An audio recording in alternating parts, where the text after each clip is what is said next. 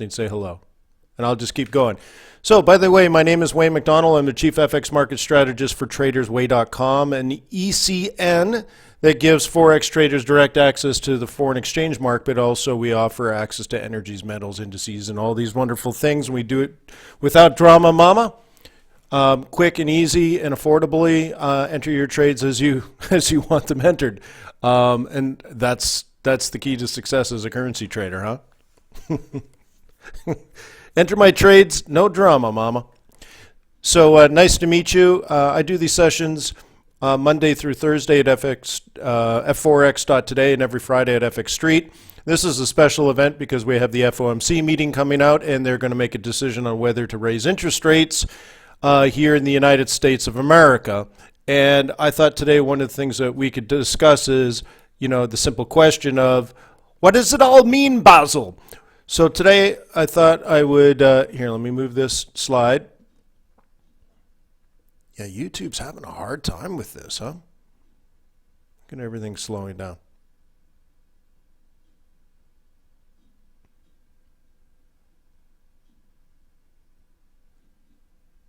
What in the world is going on?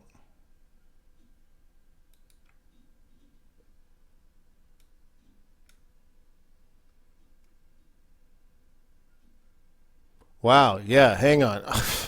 I hate technical problems. Hang on, let me try start. I think I can stop this and restart.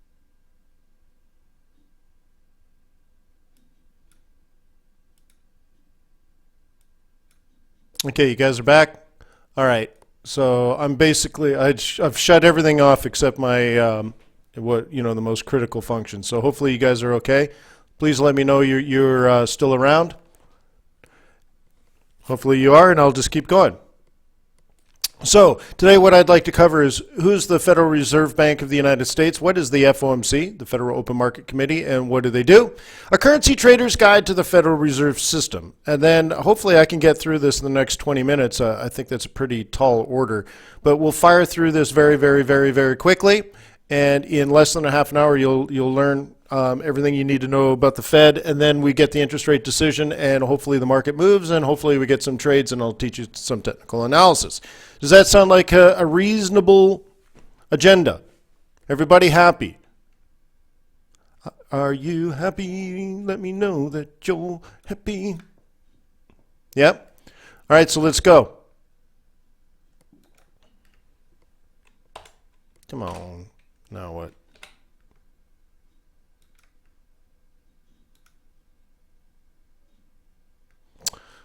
Get out of here. Come on. Why won't it go to the next slide? Come on.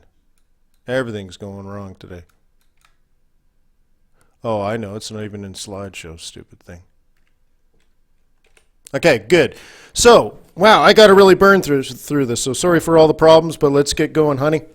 The purpose of the Fed, they have a dual mandate. They need to keep the economy healthy, and they need to keep inflation moderate. This is different from the ECB, who just simply has to worry about inflation. Now, 20 minutes to the release of the FOMC. Okay, so there is a bit uniqueness to the Fed compared to other central banks.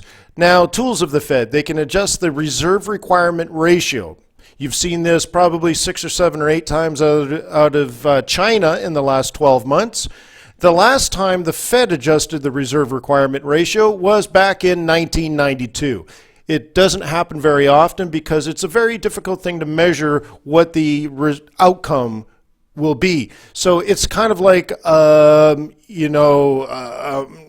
talk about, bazookas. This was like changing the RRR is like not like a bazooka, but like a nuclear bomb. So it could really be difficult on the economy. Now, it happens a lot in China, but their system is a little bit different. So the reserve requirement doesn't change that much in the United States. They can influence excess reserves, and this is a very difficult thing for a central bank to do. And what excess reserves are is any money parked at the bank, at the central bank, by a commercial bank that's not required to be parked there. Okay? So that's excess reserves. You have R, required reserves, and then anything that you have at the, parked at the Fed above that required ratio is the excess reserves. And, really what the central bank wants you to do is pump those excess reserves into the economy, because then the economy grows and you have a healthy economy, and the mandate is taken care of. Okay. Now, if the first part of the mandate, a healthy economy, gets too healthy, it creates a bubble, or there's lots of inflation, then the Fed can come in and manipulate interest rates and try to cool off that red hot economy, and that's why there's a dual mandate. Get the economy going, but then make sure it doesn't grow too fast. And the way that they do that is not necessarily R or E, because R is too big of a thing to change, and E is something you can only influence. The way they can do it is OMO, open market operations. And this is literally the Fed going into the market, buying and selling bonds in the same market that you would buy or sell a bond, just like anybody else. That's why it's open market operations. And they do this to manipulate the market and get the interest rate the way that they want it. So you might think the Fed comes out and says, all right, we're raising interest rates to 0.5%. But it's not a law. It's not like the world has to do it. They go into the open market and manipulate it by buying and selling bonds to get the interest rate that they want. So let's talk about money supply here. Okay, because this is going to affect things like how much money is in the economy to make it healthy, and how much inflation is created or reduced. Money supply is a big part of this process. Okay, so open market operations. They can go in the market and they say, hey, if we want to add money to the market, this is what it looks like. Okay, the amount of money in the market shifts to the right, and as you can see at the bottom part of this presentation here, this indicates money growing. There's more money in the market, pretty nice. Or they can shift it to the left. Now look at the top here. Fed buys bonds, money supply moves to the right. So this is what quantitative easing was, right? They go into the market and buy some bonds. Well, what does that do for the economy? Well, there's more money in the economy. And now maybe you can take that money and pump it into the economy and buy some products, buy some services, and the economy starts to boom. So they buy bonds, so they remove bonds from the market, and you get cash for that, right? Now they can do the opposite if the economy gets too hot or there's too much inflation. They can sell some bonds. They can give you a deal that you can't refuse. So now you're holding a bond, but now they have your cash because you use the cash to pay for it. You understand? That's how they get money out of the market, by giving you a bond. They'll give you a good deal, you'll take the offer, and then they remove your money from the market and money supply goes down. Now, how does this affect interest rates? Well, this is important because this is what open market operations do. They either add money to the economy or reduce it, and this in of itself changes interest rates in the United States. So take a look at the left part of this graph and you see that interest rates are high here. Now, do you like to borrow a lot of money when interest rates are high? If you had to pay 10% on your money right now, would you borrow that kind of money? And the answer is likely no. And so you could see the amount of money borrowed or demanded at a high interest rate is very little. And as interest rates fall, right, more money is demanded. And then what happens is that you get this buying and selling within the bond market, and interest rates find their equilibrium point. Now, this equilibrium point is something that the Fed is very interested in manipulating, because what they're trying to do is change the interest rate. Right? That's really what they want. So, for example, the Fed comes in and sells some bonds. What happens? The market gets bonds. The Fed removes money from the market, right, because you had to pay for the bonds. Money supply drops to the left. Equilibrium point moves up the demand curve, and interest rates rise. You see? That's that. So if they came in and said, we're raising interest rates from 1/4 percentage point to 1/2 percentage point, inevitably what will happen is, they're raising interest rates by lowering the amount of dollars in the economy or in supply, okay? And they do that through the open market operations. Now, so the Fed, let's say, wants to go in and buy $10 million in bonds. Total deposits equals 1 over R plus E times the initial deposit, which is 1 over 0.1 times 10 billion. 10 billions times 1 billion. So if the Fed, when the Fed was doing quantitative easing, if they impacted the monetary supply with $10 million in open market operations, $10 billion in open market operations, they actually impact money supply up or down by 100 billion. Why? It's because of that RRR. I was talking about it before. Remember the required amount, the required reserves? That's the amount of money that a bank is required to put at the Fed when they get a deposit. Because how do banks make money? Let's say you deposit, $100,000 in cash and you open up a bank account. Very, very cool, right? And you use it to save and to spend and all the things that you do.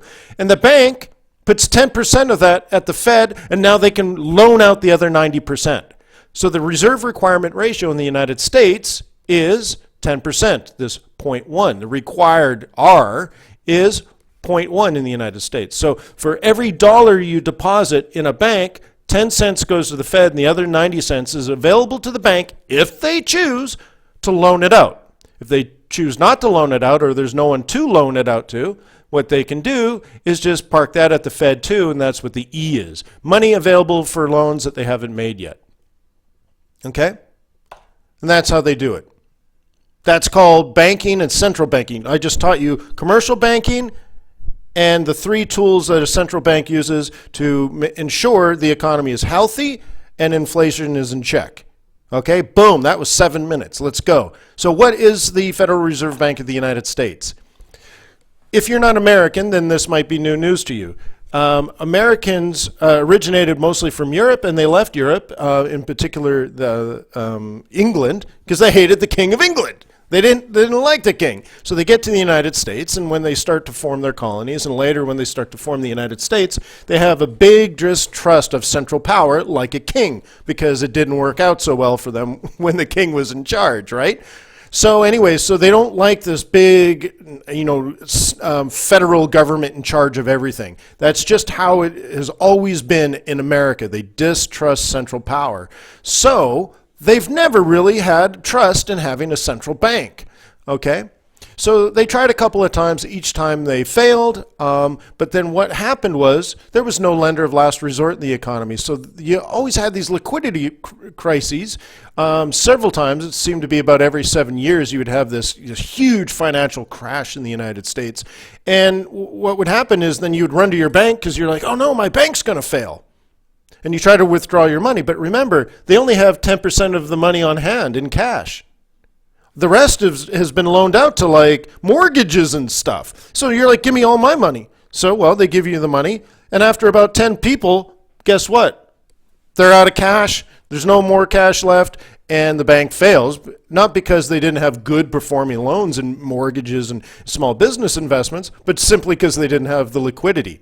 All right, they had loaned it out on a long-term basis. So banks had these, real problems all the time, boom and bust, boom and bust. And then, of course, then it got contagion. If one bank failed, then all of a sudden everyone ran to their bank and said, give me my money, and all of a sudden the whole banking system would collapse. And since there was no central bank, guess who bailed everyone out? The richest man in the world, J.P. Morgan. So literally on a couple of occasions, J.P. Morgan was the man who bailed out the entire economy because he was the only one with money. He was the only one with cash. So after a while, he said, you know what? I don't like taking the entire risk for the entire economy, so we need to do something about this. So he got all his hunting buddy, or all his big, Wall Street buddies together, and some other guys, and they decided, let's go down to J.P. Morgan's hunting lodge in Jekyll Island, Georgia, and get together, smoke cigars, drink some bourbon, and form a central bank. By the way, I've been to the Jekyll Island Hotel. I've stayed in the penthouse. The night before I stayed there, Ben Bernanke was there, and I actually got to go into the exact room where the Federal Reserve Bank of the United States was created. Later on, I went upstairs. The penthouse has this beautiful turret, and I could actually climb up onto the roof. It was like a lighthouse, and I sat up there, smoked a cigar, and hung out with the ghost of J.P. Morgan. True story. The day after Ben Bernanke was in the room having a secret meeting at the Fed. So anyways, I've been to that room. Pretty cool, huh? So anyways, they got together, and they created the Fed, and they signed it into law in 1913. This is the actual first Fed meeting. Hoo-ha! Okay, so how does it work? They decided, because of the political opposition to the first couple of central banks of the United States, what they decided to do is not build one central bank, but build a whole bunch of them across the world. Or not across the world, across the United States. Because they were so worried that, let's say it was in Washington, D.C., where it is now, that Washington would manipulate the central bank for political reasons. And if they put it in New York, New Yorkers would run it for the finance guys only. But what about the farmers? And what about way out west? Are they even going to get represented in this? In fact, the farmers hated the politicians and the New Yorkers, the Wall Street guys so much that they're, to get this all passed, there's two feds in Missouri. Right there, there's two feds in Missouri.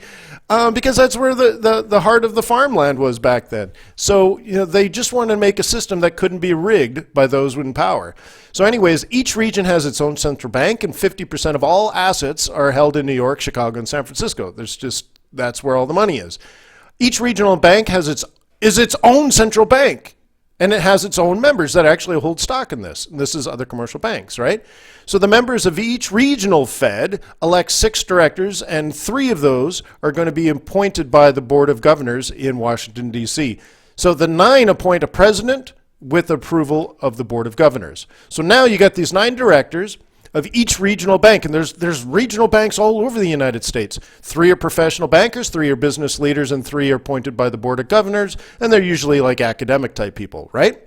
So what this does, though, is provides a well-rounded team to manage that local economy, but also what they do is they gather information and share that to those, at a national level later on. So anyways, the leaders and the staff for each regional bank gathers economic statistics, so they look backwards, but also the head of like the San Francisco Fed will sit down with business leaders all over the Western United States and ask them, hey, how's it going? How are you doing? What do you think business is going to be like? Are you going to hire people? Are you going to borrow? Are you going to build some stuff? What are your customers saying? And they gather all this information and they compile it together in a beige book. So I hope you've heard of the Beige Book, because this is actually public information that they hand out. Now, so that happens at every central bank throughout the United States, but there still is a federal system, okay, and that's called the Board of Governors. So the Board of Governors is in Washington, D.C., and they oversee the whole system, not just the local economy, but the national economy. There are 7 governors appointed by the President of the United States and confirmed by the Senate. And they serve 14-year rotating terms. So they're completely politically independent. Who cares what the President of the United States thinks? I'm Janet Yellen. I'm the most powerful person in the world, right? Who cares what this president wants and the next president wants? Because these guys are way more powerful and they have much longer terms, right?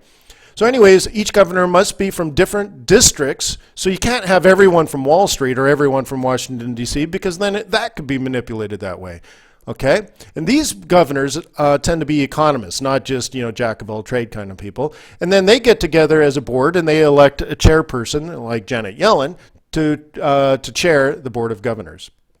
Okay, now the chair of the Board of Governors, like Janet Yellen, is a very powerful position, meets with the President of the United States all the time, delivers press conferences, like not the one at this meeting, but in the next meeting, testifies a couple of times a year at Congress, has power to negotiate with foreign governments, and also chairs the FOMC. So what in the world is the FOMC? By the way, how am I doing? I got 4 minutes. Okay, so there's the meeting going on today. They meet 8 times a year. So right now there's one in January and the next one is March. They set the monetary policy for these open market operations that increase or decrease money supply and raise or lower interest rates. Okay, consists of all 7 members of the Board of Governors, the president of the New York Fed, 4 other Fed presidents get to vote. The others get to deliberate but no vote. And the RRR and discount rates are not discussed by the FOMC. It's basically only open market operations. RRR and discount rates are covered by the Board of Governors on their own. Okay, so the actual meeting is at the Board of Governors office in the United States, and everybody brings their team. So, day 1, this would have been yesterday. They approved the meeting minutes. Then the report by the manager of open market operations comes out and talks about foreign currencies. Right off the bat, the first thing they talk about is Forex and OMOs. Boom! Okay, guess who does that? The New York Fed. That's why the New York Fed president has a permanent seat on the Federal Open Market Committee. Then they ratify these OMOs, and then they move on to .com. The Board of Governors staff presentation of National Economic Forecast comes out. That's called the Green Book. That is not public information. But now everyone at the table understands how the United States is doing right now and their short-term forecast. Each president then gives a regional outlook supported by the stats in the Beige Book, which we've talked about. And then each governor gives a national economic overview. Okay, but they're not discussing monetary policy yet. That's day 2. So on day 2, which is today, the Director of Monetary Affairs presents scenarios for various monetary policies. So if they raise or don't raise was discussed by this person right off the bat this morning. Then they decide on what they're going to do, what the opinions are going to be. Then eventually Janet Yellen says, okay, here's what I think we should put in the statement. Once it's all done, she reads out the proposed statement. Everyone votes to ratify on that. Right? So the secretary reads it out, and then they vote, and guess what? Bada bing, bada boom.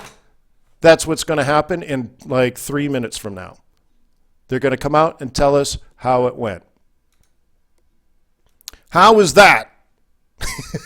Let me make sure. All right, so we're going to listen to the statement coming out, and we're going to use TradeTheNews.com. So thank you to TradeTheNews.com for that. So hopefully you hear the audio. Can I get an applause, please? That was 20 minutes. I just taught you about commercial banking, central banking, the Federal Reserve, and the FOMC in about 19 minutes. Actually, it was more like 17 minutes. Holy smokes, huh? Holy smokes. So good to have you here today. By the way, I do presentations every single day. They're here on the YouTube channel. Would you please subscribe? Make sure you subscribe. And also give it a thumbs up if you're enjoying this special event today. And we're about 90 seconds away from the Fed letting us know what they're going to do. And I propose we trade the Euro USD. The top end of the range at 0.5%. Are looking for some dovish tweaks to the statement.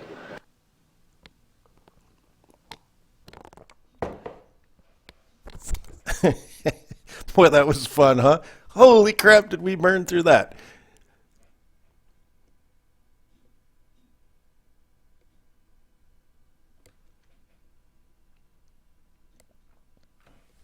All right.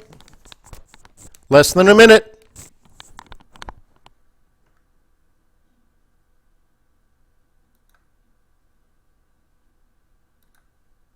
The Fed decision in just a few seconds. My guess is it's going to go straight up.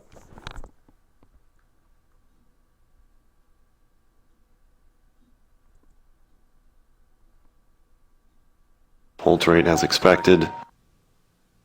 Fed reiterating the economy is expected to warrant only gradual rate rises. The vote was unanimous. Shifting their language on the economy to moderate, saying household spending, business, fixed investment is increasing at moderate rates. Holy smokes, eh? Wait for it. Fed reiterating expect inflation to rise to 2% over the medium term as transitory effects fade. The Fed once again emphasizing they're closely monitoring global economic and financial developments and assessing their implications for the labor market and inflation. Okay, I'm going to switch over to a 5-minute chart. Fed vote was unanimous, 10-0. 10-0 on the vote, by the way.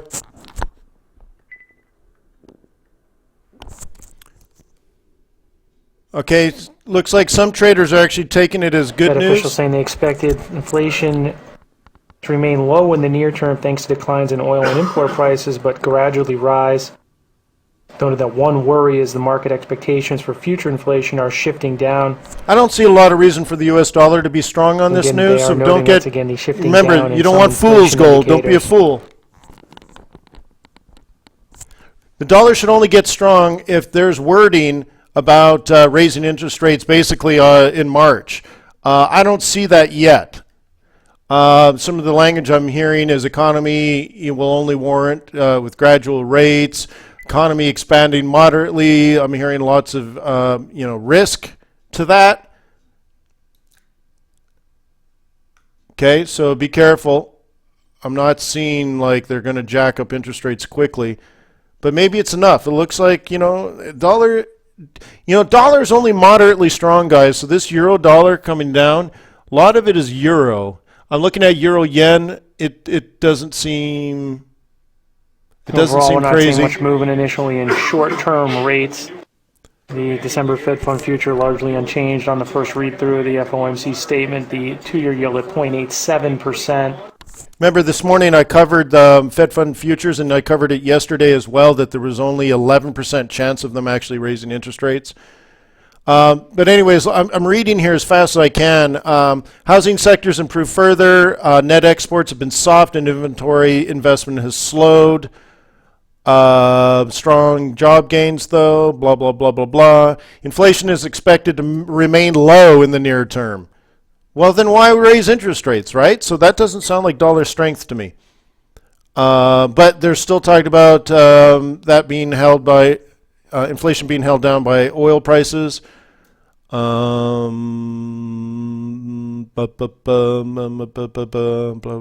committee will carefully monitor actual and expected progress toward its inflation goal. The committee expects that economic conditions will evolve in a manner that will warrant only gradual increases in the Fed funds rate.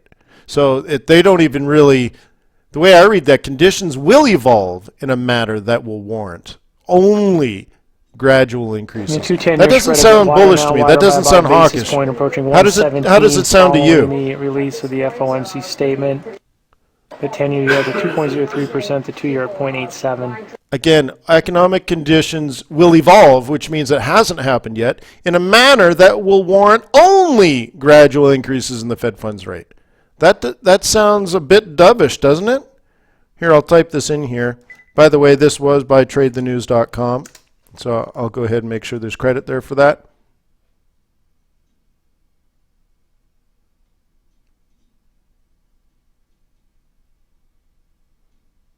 Okay. So what do you guys think? Let me know your opinions.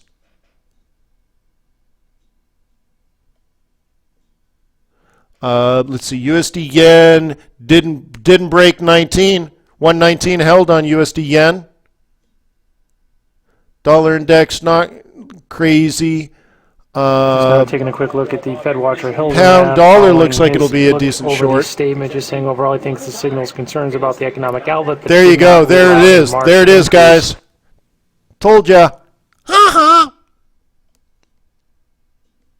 Gonna go back to the one.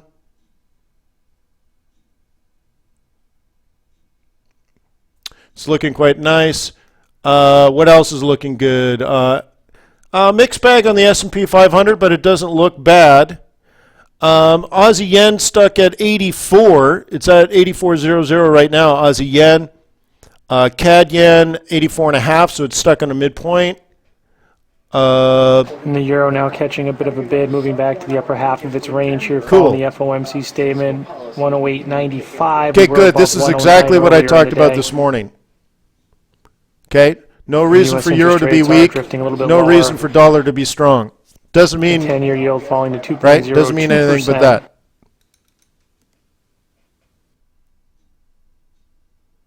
Cool. Holy smokes, eh? All right, we breached 109.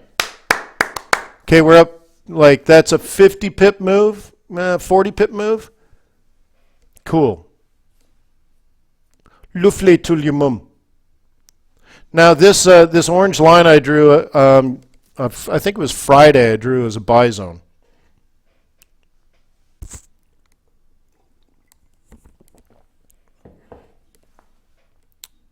Okay. So we did not breach 109.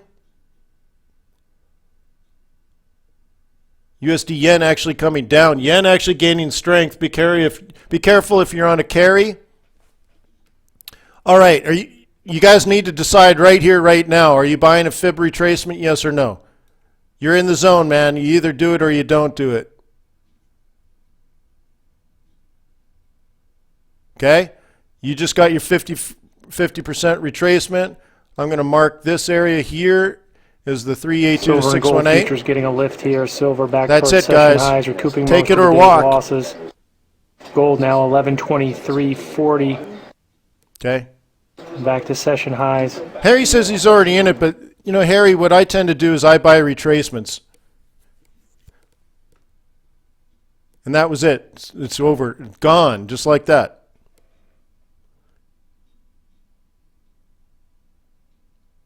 Nick asked, why is the yen generally strong right now?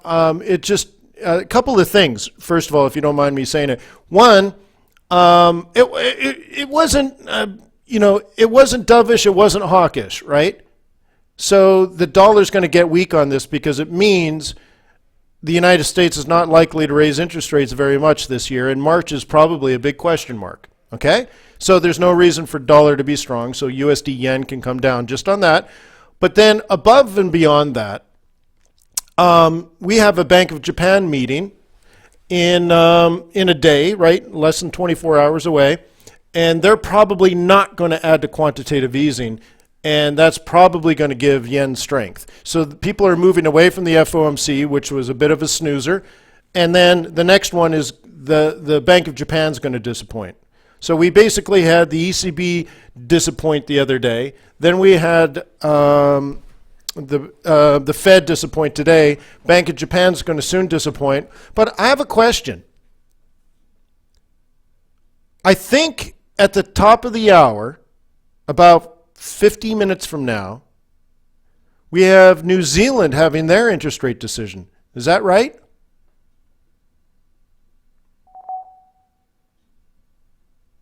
Huh? Is that right? Anybody confirm that? Sometimes these time zones are difficult. But I think it's in 50 minutes, right? Top of the hour? I have a proposal for you. Would you like me to keep this webinar open?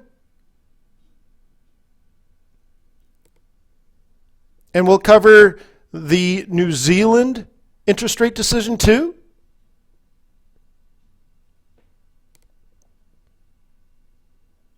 All right, cool. Well, then I'll tell you what. Send me $20 and I'll keep the room open. Fed fund futures are coming up a little bit, up about 4 you ticks can't in that send me December $20. Fed fund future from. Well, then I'll just do it for free. How about that? I'll just do it for free. Sound good? All right, good. You negotiated a hard bargain. What can I do? So anyways, we're off to the races here. 50% predicts a 1382. Let's readjust our targets and then look for pivot clusters, okay? 1382 is 109.20.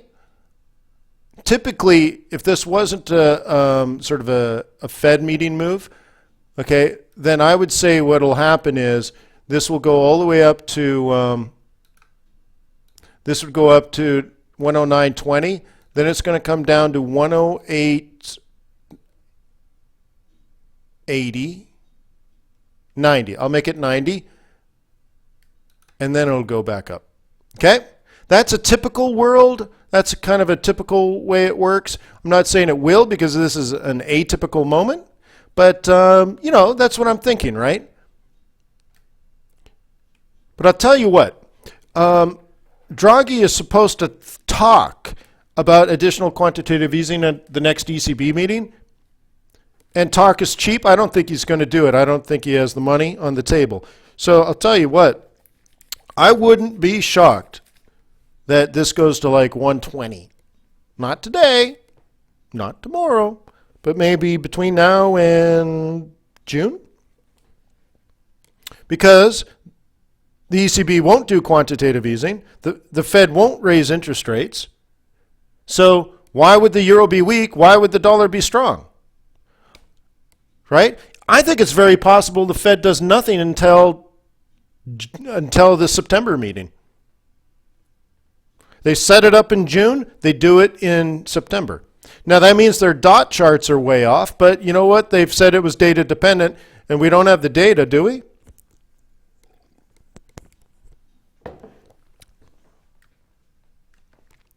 Okay. So anyways, let's move around the world. Instead of me just calling things out, let's look at the stock indices of the planet.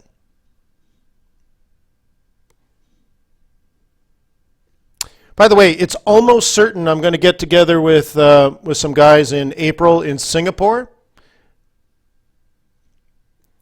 Anybody in Singapore that want to get together and spend a day trading? Get together, do like 8 hours worth of trading, and then go out for a nice steak dinner or something. I'm going to get a place at the Raffles.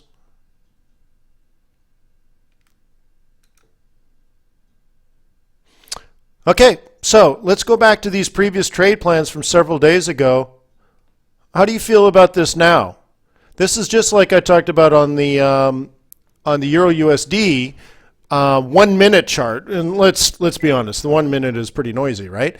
And this is a 4 hour, but look at this was a plan from the Asian session in Tuesday's Asia session, and the plan was off of here and up to the 1382, but also it's a M2 M4 pivot move.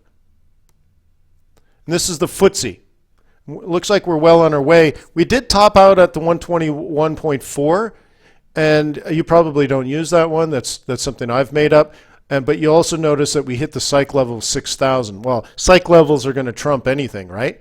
But the way that I would trade this if I was an equity trader and I didn't mind what I saw today in regards to the Fed decision, then here's what I would do if I were me. Take this off the top at the 6,000 mark at the current peak, bring it down off the roll reversal, this old peak here and this old peak here, and then take it up to the M4. Okay?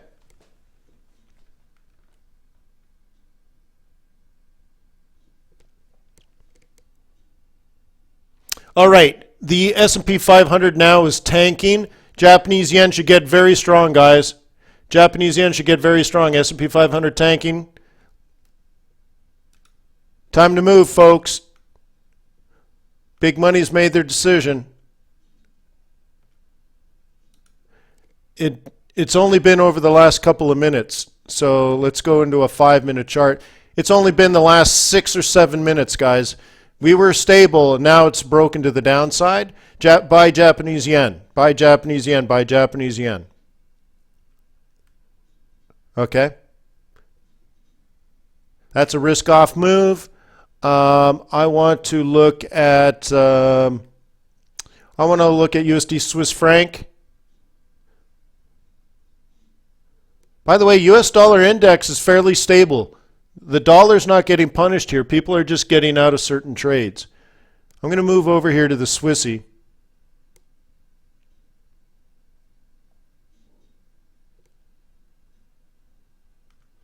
Okay, and over the last 5 minutes,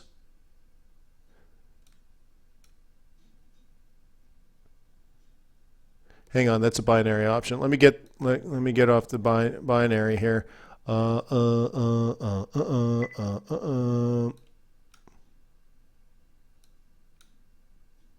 Okay, yeah. So over the last 5 minutes, the Swiss franc has gotten strong. The reason this occurs is that money starts moving out of the stock market into Swiss bank accounts. I'm looking at. There's not a lot of support on the day chart for the S&P 500, except our bottom, of course, but we're not near that bottom at the moment. What happened is we sold off the 19 handle. We're at the hourly 55. We're near the 4-hour 21. So I don't know. We got to pay attention to that. So I would say probably stay away from Swiss franc. It's not a clear glide path. But since we're going to do Kiwi anyways, let's go into the Kiwi yen. You guys are going to stay for the New Zealand interest rate decision, right? You going to do that? Or should I just call it quits and trade it on my own?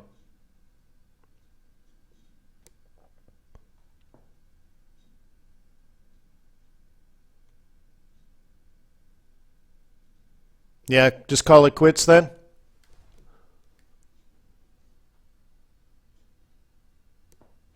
All right, so there's a trade.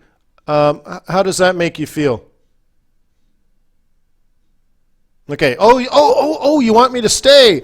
I'll tell you what. I want to see additional subscriptions and I want to see additional likes on this video page. And if you do that, it takes you 1 second, I'll stay another hour, hour and a half of my life for you. Is that fair? I don't mean to be mean.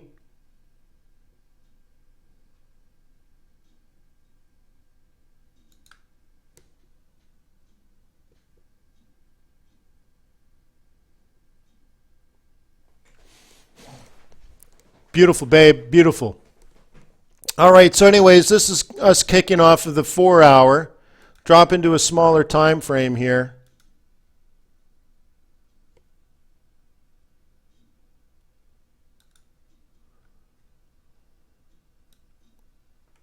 Okay, that's the hourly chart. Big question here, no. Okay, so if you're a bull and you really want to get on a carry, this is where you do it, guys. There's your primary entry. Your secondary desperate entry is down here, but that's probably one that you would lose. So let me paint a picture here if you don't mind. Oh wait, that's probably why I'm here. All right, so let me do my job and paint you a picture. And how does that make you feel emotionally?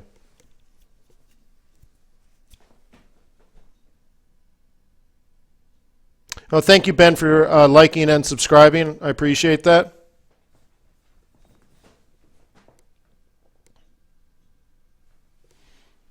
All right, so anyways, there's the mark. That's what I'm kind of thinking. So let's drop into a 15-minute chart here. Got to get through a roll reversal, and ideally this holds.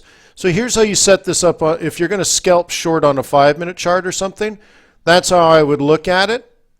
Okay, so on the smaller time, it's going to be up, down, to get to this next level of support. Hua?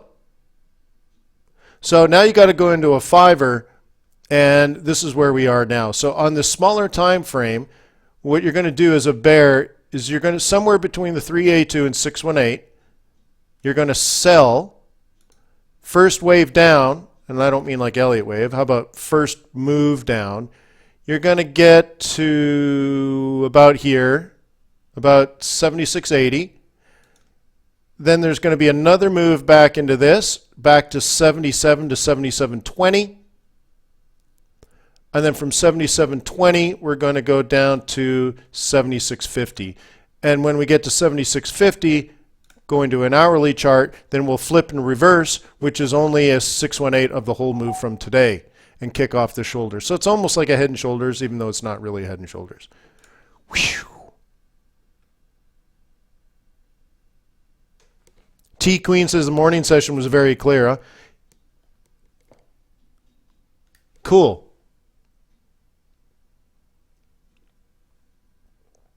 So I hope you made your money today, T Queen.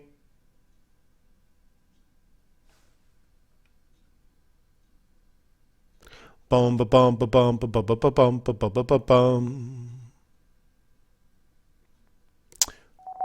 Okay. I'm just seeing if there's any more news. Let me update you on the market, however. Currently, S&P 500 is basically still flat, down 0.1%.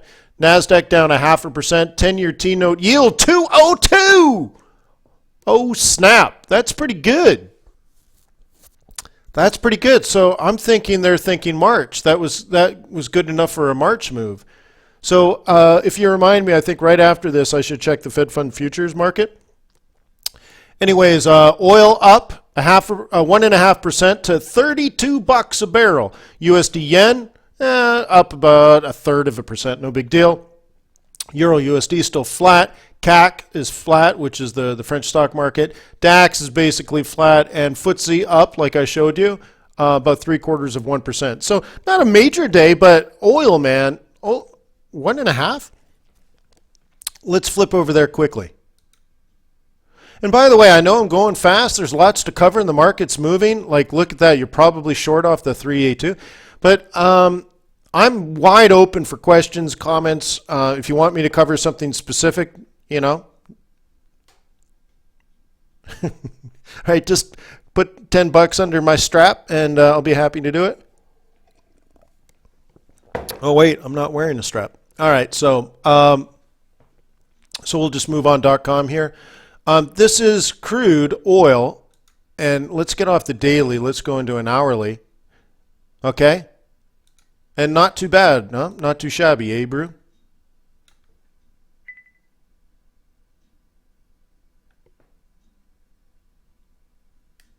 Not a lot of move on the oil inventories this week, so that's cool. But definitely woke up with this this move here on interest rates. So look, it came up, made a 50%. What do I keep teaching you to trade? A retracement between the 382 and 618 Fibonacci retracement. Check this out. It went up to 33.20, came down 50%, hit 32 exactly off the psych level and launch pad to the north.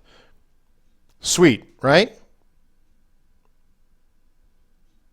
Kevin wants to know how long have I been trading? 50 minutes and 16 seconds. Not just this session. Well, let's put it this way, Kevin. My first foreign exchange trading account didn't have charts. Yeah. I traded on an abacus.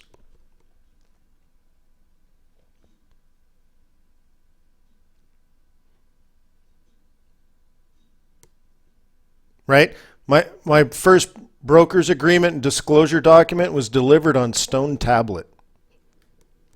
So anyways, check this out, guys. I have USD Mexican peso on the right. Okay? Isn't that neat? What I'm saying here is if oil goes up, USD Mexican peso goes down. You want to change this up? What do you like to trade when you're following oil? What correlated commodity currency do you like to trade against oil, or with oil for that matter? Typical one is where is it? A typical one is USD CAD, right? Same issue. If oil goes up here, and let's change the time's the same. Typically, when oil goes up, USD CAD goes down. Okay? That's the typical correlation, and that's kind of what we see here on these charts, right? They're not terribly different. You can see Canadian dollars really gained value over the last couple of days as oil has stabilized and is generally up. Okay, it's not a perfect correlation. But what else could we trade? I had Mexican peso, that's Canadian dollar. What else could we trade? How about... Where's my Noki? USD Noki. All right, news. Oh, come on, bro.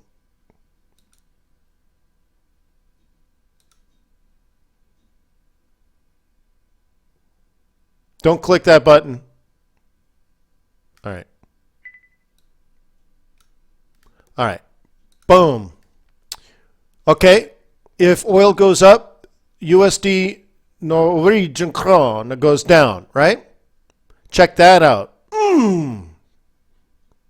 Right? Don't you turn your back on me. I won't be ignored. Look at that. Isn't that lovely? Oil prices have been going up the last few days. Look at Norway. Isn't that beautiful? Norske kroner. Yeah.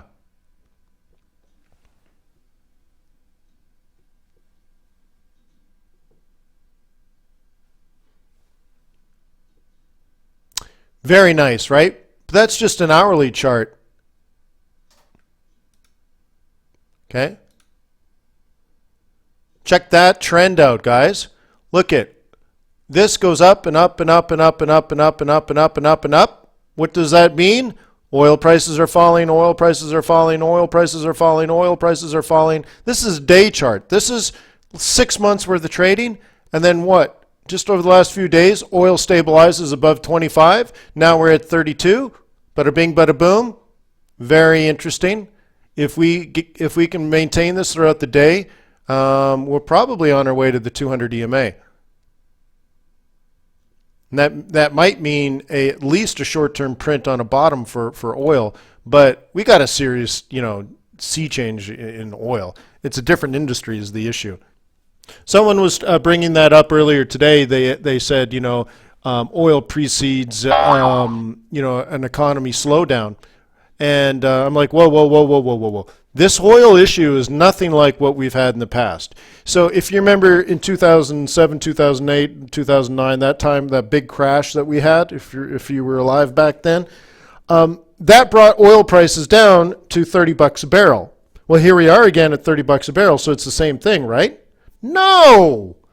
We're at $30 a barrel for way different reasons than before. We've never had macro demand in recent time. We were in supply shortages, and that's why we were up at $110 a barrel like 2 years ago. But now we're at $20 or $30 a barrel, not because of lack of demand. We've been in lack of demand forever. We have a technological revolution going on, and there's just simply too much oil. And there's going to continue to be too much oil. No one's in charge. OPEC's going to fall apart. Cats are sleeping with dogs, and that's it. So it's going to be a long time to fix this because it's a technological revolution, not just a supply and demand issue. Okay? And that's not quickly solved. Okay? All right. So you need to make a decision on what direction you think these things are going to go. Do you want to look at Kiwi dollar? I think so, since we got the Kiwi news coming up, right? We should probably, get our focus on. Stella got her groove. Okay. This is hourly chart. Let me back this out. Let me get rid of my fibber. Okay. Oh, that's not a bad guess. It's not a bad guess, right? You see up, down. It came down. And then rally back up. Well, it's not bad. And this whole setup was based on a hope. And it was more of a hope than a strategy that actually started with the Aussie dollar staying above 70. Now, we did dip back below 70 late last week or early this week, but here we are back above 70. And there was like a small glimmer of hope. Again, not necessarily a fundamental or technical strategy, but a small glimmer of hope that the carry trade returns. And I'm always going to be interested in being interested. It's sort of like Draghi. I love talking about carry trades. So maybe we're not in a carry trade now, but I like to talk about the future when we could actually seriously talk about carry trades. Okay. Ruble? No, I'm sorry. I don't have it. I don't have it, sir. Be an interesting one to play, though. Oh, Trader's Way lag? No. There's probably a 30-second lag in YouTube. It's just the nature of the beast. But certainly not the broker.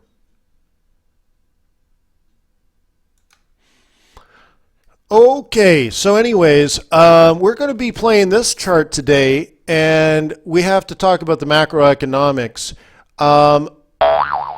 Give me one good reason New Zealand should say something good today at their interest rate, at their monetary policy meeting. Give me one reason. Yeah, I don't have one either. All right, so how about a couple of reasons why they won't say good things? Well, Baltic Dry Index is at an all-time low. So just generally, for commodities and stuff, that's bad. Australia has a negative trade balance. It has a trade deficit, which is really strange for an exporting commodity nation. So that's their big brother next door. So that ain't a good sign. And then I've been watching the dairy auctions for the last, 5 years. And the dairy auctions have been bad, and the trend has been bad. The numbers have been bad. And believe it or not, one of the key leading indicators for the for the Kiwi economy, believe it or not, are dairy prices. I did a video on YouTube about kiwis and cows. You can Google that. And I talk all about how to use dairy prices to predict the value of the New Zealand dollar. So anyways, that hasn't been very good. And then one last thing, insult to injury here. I think 2 weeks ago, the U.S. Department of Agriculture released its crop report. So if you've ever watched the movie Trading Places, this is where Dan Aykroyd plays a big Wall Street guy. It was actually in Philadelphia, right? Remember the Philadelphia Stock Exchange? But anyways, he's a big wealthy dude with a big trading firm, and he's fired and kicked out onto the street and humiliated so that he would become a pauper. And then they took basically like a homeless person and made him a wealthy investor. And at the end of the show, there's retribution and payback for all of this. And they go into the Philadelphia Stock Exchange, and they're trading frozen concentrated orange juice, which is funny because that's older than me, because I believe frozen concentrated orange juice is out of New York, not out of Philadelphia. But anyways, there's a scene at the end where they get onto the floor, and it's real floor traders, and it shows how the floor traders work. And what they do is they trade frozen concentrated orange juice based on the crop report. Well, that's the same crop report. Now, of course, it wasn't in 1985. We're talking about the one 2 weeks ago. And that crop report, right? That crop report covers everything. And if you read it, isn't that funny? Right? Someone's got to read it. So if you read it, the U.S. Department of Agriculture predicts dairy prices to fall 6% in 2016. 6%. Now, if you're actually following the global prices for dairy, things like what's the global price for lactose? Lactose is used for lots of stuff, believe it or not. It's not just milk and cheese. So the prices have been down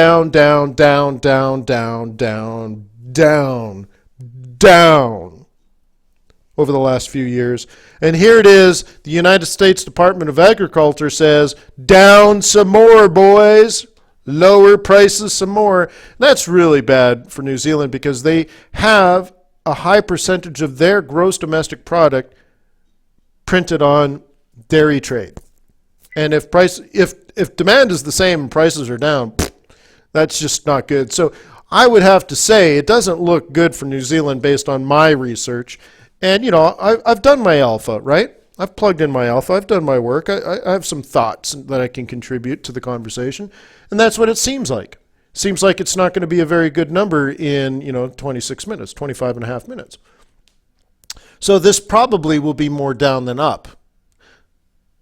Okay? Right now, U.S. dollar is fairly stable. Okay? Fine. So this is, right now, you have to find something strong. What do you want to trade? Dollar's not that strong. Yen might be strong. We'll see. Again, I think tomorrow or to later today, depending on where in the world you are, the Bank of Japan's going to have their meeting and press conference, and I do not believe they're going to add quantitative easing, so that's going to be a disappointment. People have front run that move, and that's not going to happen. So, if I had to guess, if someone put a gun to my head and it was Russian roulette time, make a choice, I would have to choose Kiwi yen down. Right? But I'm no Mr. Beaks.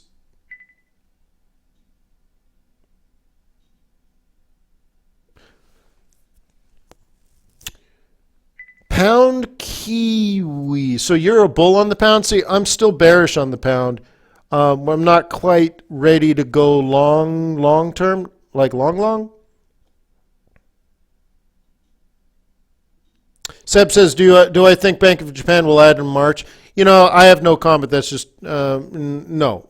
How about that? No, probably no. Can we have a little bit of inside conversation about Japanese yen? It's just you and me, right? Don't tell anybody.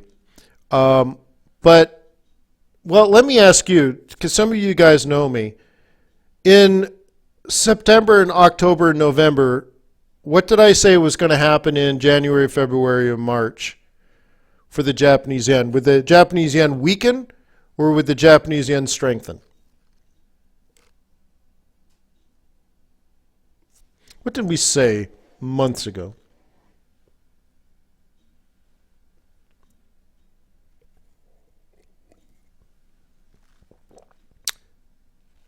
Yeah, Japanese yen ripper strong, huh? Ripper strong. Well, what? So look at what happened. In fact, I guess what we'll do is we'll go to the USD yen. USD yen ripper strong, but what about interest rate differentials? What about quantitative easing in Japan? Fed raising interest rates?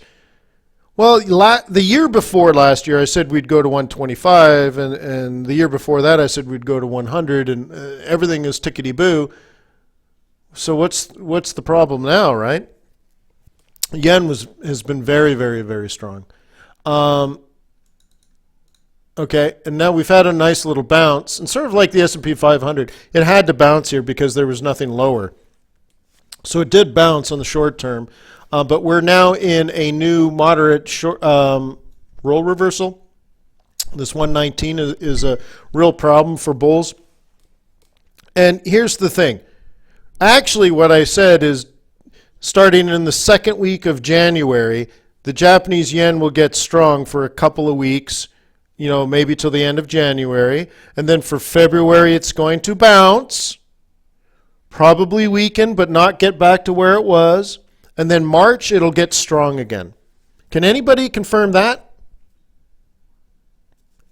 That it wasn't just, it's going to be strong. Again, September, October, November of last year, talking about what's likely to happen in January, February, March.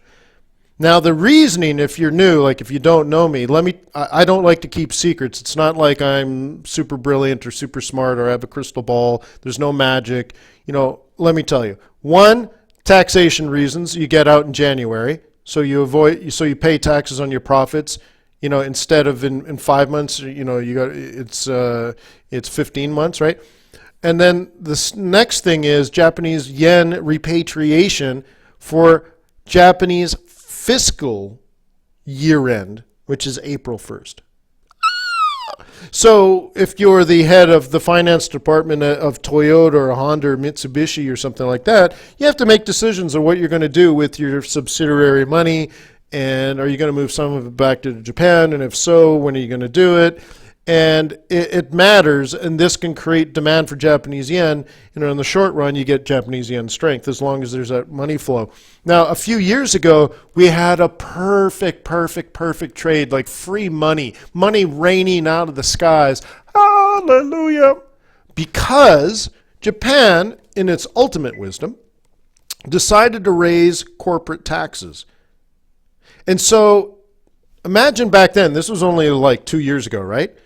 And they said, so now you're in charge of the finance department for Toyota, Honda, whatever, and you have to make this decision on when to repatriate. And you have to make a decision. Do you pay lower taxes now or higher taxes later? When would you do it if you were in charge of money for all of Honda globally, and you needed to bring some money back to the mother company in Japan? Do you want to pay low taxes now or high taxes later? I mean, it's common sense, right? So there was this huge flow of money coming back to Japan. There was a huge demand for Japanese yen, and it got ripper strong, and it was awesome because we just we're front running the inevitable, the obvious. Everyone's going to want to pay the taxes now and later. Like, so if you had to move money to Japan, let's say for a project you needed to do in May or June, well, why would you wait until May and June and pay high taxes? So you got to get it in before April 1st. So they did it in March instead of May. Boom! Oh, we just made it. We killed it, crushed it. Easy, right? Fish were jumping into the canoe. I used to tell jokes about, what do you do when the fish are jumping into the canoe? This much?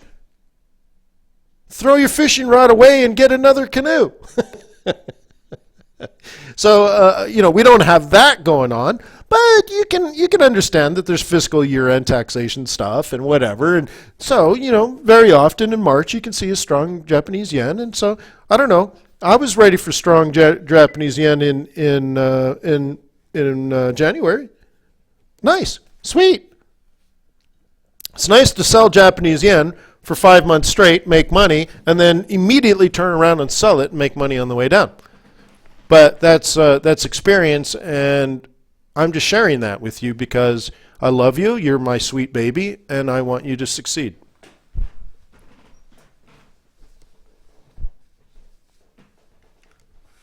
So we'll watch some of this. I don't think we're going to see a lot of that yet in like a Kiwi yen play, but if it starts out with weak Kiwi and then ends up with strong yen, what if we were in this trade for 2 or 3 months? Now you're going to cry and say, well, Wayne, I'm going to have to pay high interest rates on it because the interest rate differential, and I'll be short and I have to pay interest every day. Yeah, you're right. It's going to cost you, what, $7 a day to make 150 pips? Right? So you're going to make $1,500. Oh, but there's a $7 tax on it? Uh-huh. Yeah. It's too bad, so sad. Right? Too bad, so sad. Cool. So how am I doing on this 5-minute chart now? Right? Do you guys remember I drew this before it happened? On 2 different time frames. Look it actually came up exactly to the pip. Exactly to the pip and dropped, and I have it dropping here, right? Remember, then down into 76.80, back up to 77, from 77 down to 76.50. Huh? Isn't that nice? I'll go back to here just to remind you. Right? Up, down, up, down, up, up, up, down, down, down, down. You just got to look at it on multiple time frames. How does that make you feel emotionally? To have your thumb on the pulse of the market so that you have it drilled down. You set it up on a 4-hour, but you have it drilled down on a 1 minute.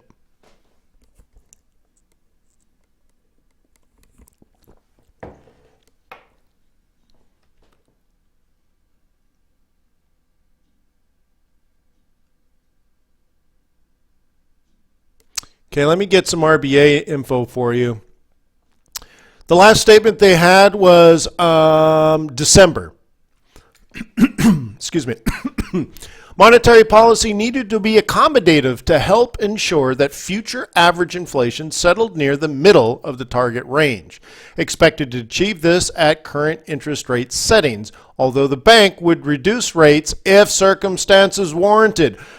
What if they cut interest rates today? What would happen to this Kiwi yen? Holy smokes, eh? And what would that do to the yen if that was a big red flag that global macroeconomics are horrible? By the way, S&P 500 is continuing its move down, which will continue to strengthen the yen. So this move that we're looking at on the 5-minute chart is still basically just Japanese yen. We haven't even gotten to the Kiwi news yet. Holy smokes, eh? I wouldn't be shocked if things go perfect today that we end up dragging this down to 76, not just 76.50 retracement. It might go from It might go to 76 and then retrace. If they cut interest rates, boom, 100 pips in your pocket without even blinking. Which means if you can get your stop at break even before the news, you should do it now, because once it's happened, it's too late, my friend. Right? All you're going to get is risky pips with half the reward. So anyways, they said at the last meeting they're going to continue to watch closely the emerging flow of economic data. Remember, since December it's been bad. Blah, blah, blah, blah, blah, blah. New Zealand dollar has risen since August, partly revising the depreciation. All right, so, okay, so they're not crying about a weak Kiwi. Listen to this. So they're talking a little bit in their last statement about the New Zealand dollar has risen since August, partially reversing a depreciation that occurred from April. Listen to this. You ready? And I'll type this into the room. Hang on, because I'm thankful for Trade the News for providing the data. Wait, there it is. Okay. All right. A rise in the exchange rate is unhelpful, and further depreciation would be appropriate in order to support sustainable growth. Holy smokes. Listen to that. A rise in the exchange rate, so Kiwi dollar going up, very bad. Very, very bad. Further depreciation would be appropriate. Wow. Maybe they want to cut this sucker. What do you stink? Smell like a plan?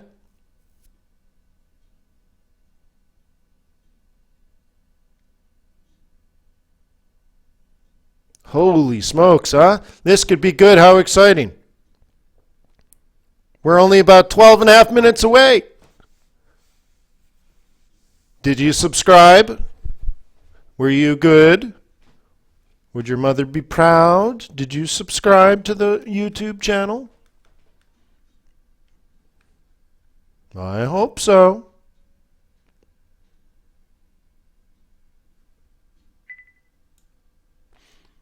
All right, so what else is going on? January 19th, fourth quarter CPI, biggest decline in 7 years. January 19th, Fonterra Global Dairy Auction saw dairy trade price index drop 2%. Well, 1.5%. Straight second, anyways. December 22nd, November trade balance registered its sixth consecutive month of deficit. Holy smokes, guys. Holy smokes. Holy smokes. Nothing but bad news. So let me go back. The Bank of New Zealand said they will continue to watch closely of emerging flow of economic data. So since they said that, guess what? Fourth quarter CPI, lowest in 7 years. Dairy prices dropping more.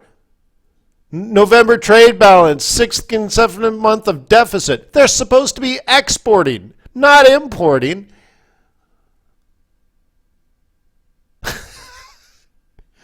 Wow. They need to do it, huh?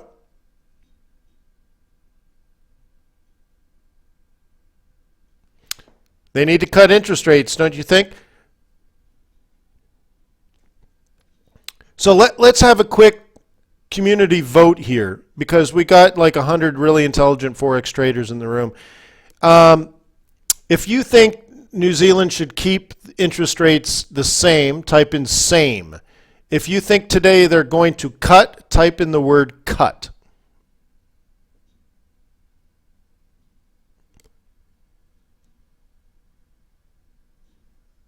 Okay. By the way, do you guys like my trade? I'm in and I'm at break even and I'm going into the news making money. Okay, we're at 77. I shorted at 77.50. Yeah, I know. Well, I was tired, but, at least I got a trade in. It's something. Okay, let's see. Cut, same, cut, same.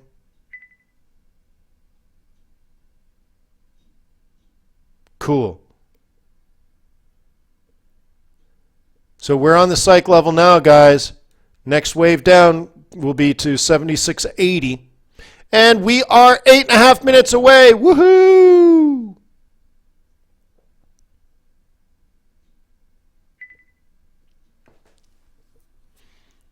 So I hope you're enjoying this webinar.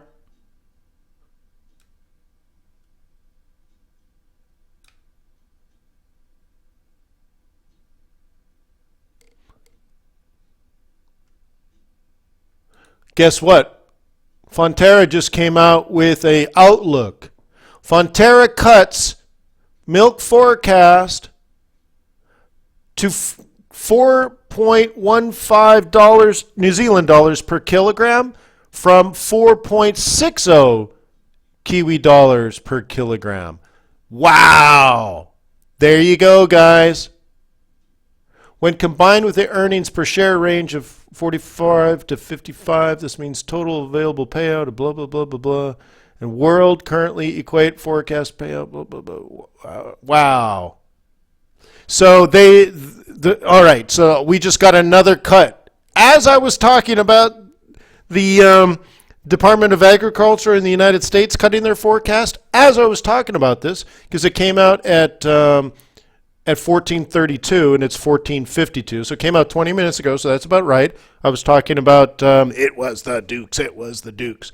And as I was talking about the U.S. Department of Agriculture, Fonterra came out and cut their forecast for milk as well. Not a shocker, but the timing is amazing, isn't it? Key factors driving dairy demand are declining international oil prices have weakened the spending power of countries reliant on oil revenues, economic uncertainty in developing economies and slow recovery to dairy imports to China. In addition, the Russian ban on European Union dairy imports continues to push more product on the world market. There still is an imbalance between supply and demand, which continues to put pressure on global milk prices. Check this out. Since September, prices for whole milk powder, WMP, have fallen 12%. Skim milk powder prices are down 8%. That's just since in a quarter. 12%. How would you feel if your house lost 12% of value in 3 months? Holy smokes. While global demand remains sluggish, Fonterra supported the general view that dairy prices will improve later this calendar year. Pfft. Yeah, well, that's the guy in charge of the auction, right? Have you ever noticed that in real estate they always tell you now is a good time to buy or sell, no matter what? Yeah, because it's always a good time to make a commission, right? That's what he's saying. Why the heck would things get better? How funny, huh?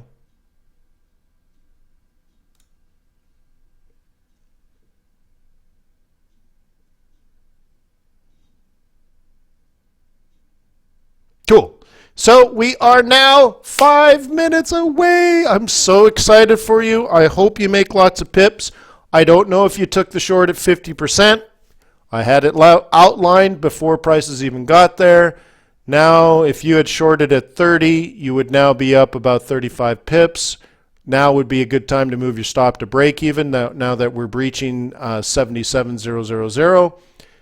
And like I said, it should go down to 76.80, but I think we've run out of time. So maybe it does a quick spike, but I'm telling you, if they cut interest rates, forget it. This thing's just going to drop all the way down to 76. So I'm going to clear the chart, go on to 1 minute. Okay, and if you don't know what you're doing, don't trade. This is a great opportunity to lose money if you don't know what you're doing.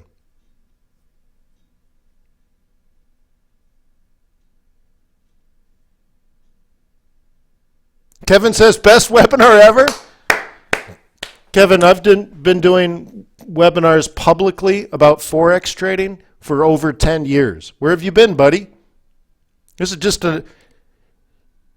like the second webinar I've done today.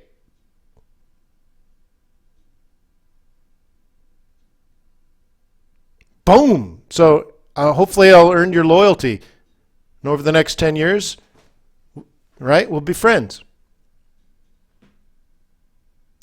Thank you, Boris. I appreciate that. Anybody else having fun today? By the way, go to Forex.Today and register. I do webinars every morning for free. It's kind of like this every day for free. Forex.Today. Okay? It's not a bad thing, huh? Nice and easy. Let me show you how it works. It's really hard. You go open a browser like Google and you go Forex.Today. You hit enter. Hallelujah. And right here, see where it says live, register now? Yeah, click that. And you're in. Oh, by the way, there's over a dozen trading ideas posted by analysts stationed around the world. Okay? And guess what? I did a webinar today. What the frack is up with oil? Maybe you want to watch that.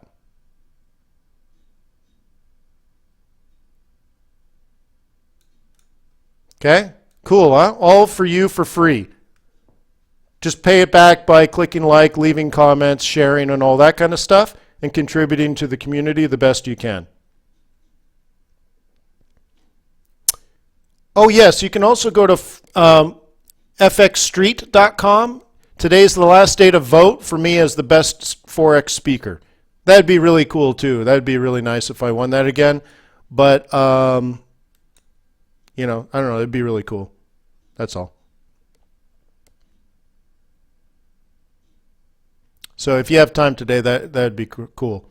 Okay, about 90 seconds. Remember, they're expected to keep interest rates at 2.50, but a cut would be awesome. Thank you, Pink Floyd. Ask me after, Mezer. We got the news coming out. We'll deal with the voting in a second. Okay, bro? Okay, bro? We got it. So no one expects them to lower interest rates, so let's pray for lowering of interest rates.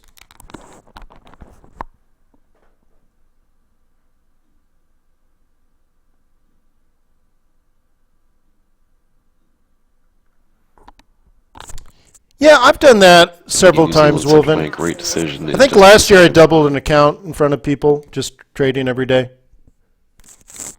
Other people have seen, you know, have had like 100 and something trades open at any given time. But I don't manage retail money anymore, so it doesn't even matter.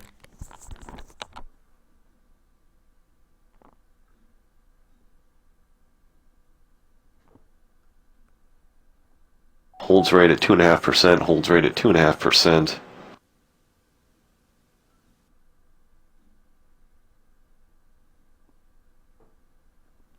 Okay, no cut, no cut, no cut. No cut, too bad, so sad. NZ saying further NZD depreciation would be appropriate, and that headline inflation is expected to increase over 2016. Okay, I'm up about 95 pips, 95 pips, 100 pips, 100 pips, woohoo! 100 pips. I'm in at 55. Expected to take longer to reach their target range. So some more dovish commentary here following the decision to leave rates unchanged. Saying they see many risks around the overall outlook and emphasizing that further easing may be needed. Cool. But one of the risks they allude to in particular, again, is the housing market pressures. And the Kiwi moving to session lows on this commentary is 64.53, down 43 pips in the New Zealand dollar. Okay, you guys see I'm in at 50 and we're at 50 something, so I'm going to take my 100 pips and call it a day. Where's my mouse? And if it moves down, maybe I'll take some more later. Maybe I'll throw down another scalp. Let's see, 95. There you go, exactly 100. I'll take it. All right, thanks for attending the event today. I got to go, man. Lots of trades going on. The way that you want to do it is use a lot of Fibonacci retracements. Okay, little ups and downs and rounds. But I got a lot to do. Thanks for attending today. I'll see you tomorrow at Forex.Today. Don't forget about subscribing and liking and leaving comments and all that stuff. It's a nice way to show that you appreciate these events. Yeah, I got a lot of trading I need to do. Kiwi dollar I'll extending see you its tomorrow. decline, moving below 64.40 now. Down Thanks for over an hour and a half 44 of your cents. life today. $8 more. I know you're a dollars. busy person. I Policy appreciate statement everything that language you from do. RBNZ. Cheers. Fresh lows in U.S. equities as well, down more than 200 points in the Dow. The S&P E-minis now following the NASDAQ 100 futures below the earlier lows.